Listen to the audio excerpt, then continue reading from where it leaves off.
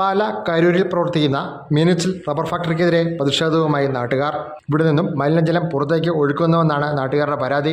കൂടാതെ ഈ പ്രദേശത്ത് രൂക്ഷമായ ദുർഗന്ധവുമുണ്ട്.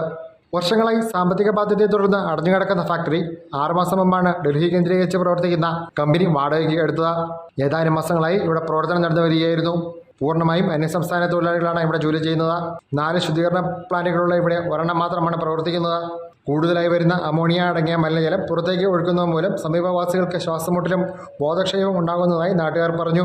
ഈ റബ്ബർ ഫാക്ടറി കഴിഞ്ഞ കുറച്ച് നാളുകളായി പ്രവർത്തനം ആരംഭിച്ചതിൻ്റെ ഭാഗമായിട്ട് വലിയ രീതിയിലുള്ള അമോണിയത്തിൻ്റെ പ്രശ്നം ഈ പ്രദേശത്ത് നാട്ടുകാർക്കാകെ ശ്വാസം മുട്ടലും മറ്റു രോഗങ്ങളും ഉണ്ടാകുന്ന സാഹചര്യത്തിൽ ഇവിടുത്തെ നാട്ടുകാരാകെ പ്രതിഷേധം എന്ന നിലയിൽ ഇതിൻ്റെ മാനേജരും മറ്റു ആളുകളുമായി സംസാരിച്ചുകൊണ്ട് തൽക്കാലം ഇത് നിർത്തിവെക്കാം. അതുകൊണ്ട് ഈ പല ആളുകൾക്കും വലിയ രീതിയിലുള്ള രോഗങ്ങൾ, ശ്വാസം മുട്ടലടക്കമുള്ള പ്രായമായ ആളുകൾ, കുട്ടികൾ ഉൾപ്പെടെയുള്ള രാത്രി കാലങ്ങളിൽ മഴയും മറ്റു കാര്യങ്ങൾ വരുമ്പം ബോധപൂർവമായി ഇവിടുത്തെ മാനേജ്മെൻറ്റ് ഇത് തുറന്നു വിടുകയും ഇവിടുത്തെ വേസ്റ്റ് വെള്ളം ഇവിടുത്തെ കണ്ടത്തിലേക്ക് ഒഴുക്കുന്ന സ്ഥിതിയാണ് ഉണ്ടാകുന്നത്. അതിനെതിരെ നാട്ടുകാരുടെ ശക്തമായ പ്രതിഷേധം രേഖപ്പെടുത്തുകയാണ്.